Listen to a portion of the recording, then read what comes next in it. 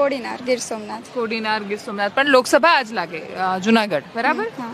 તો તમારું શું મત છે? તમે જ્યારે વોટ આપવા જશો પહેલી વાર જવાના આ વખતે? નહીં, એક ટાઈમ દઈ દીધો છે. દઈ દીધું છે એક ટાઈમ, એટલે હમણાં 22માં દીધો હા. વિધાનસભામાં, હવે પાછા દેવા જવાના છો. Yes. તો શું જોઈને મત આપો છો? એ વખતે શું મનમાં કેલ્ક્યુલેશન ચાલે છે, કે પછી ઘરના કે ત્યાં આપી દો છો? ના, બિલકુલ નહીં, ઘરના કે ત્યાં નહીં.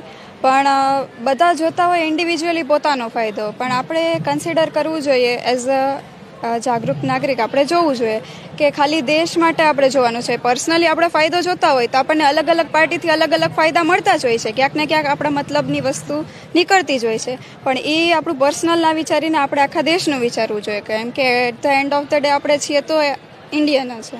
ઓકે, તો તમને દેશ માટે કોણ સારું કરી રહ્યું છે એવું હાલ દેખાઈ રહ્યું છે?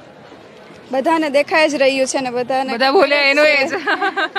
આપણે જોઈ જ રહ્યા છે 10 વર્ષથી કે કોણ કરે છે. ક્યાંક ને ક્યાંક બધાને ખબર જ છે કે કોણ કરે છે, બધા અંદરથી સમજે જ છે, અને આ વખતે પણ એવું જ થશે. અચ્છા, ખાલી અબકી બાર બોલવાનું બાકી રાખ્યું છે, બાકી બધું કહી દીધું છે તમે. તમે સમજદાર છો, સમજી ગયા. હા.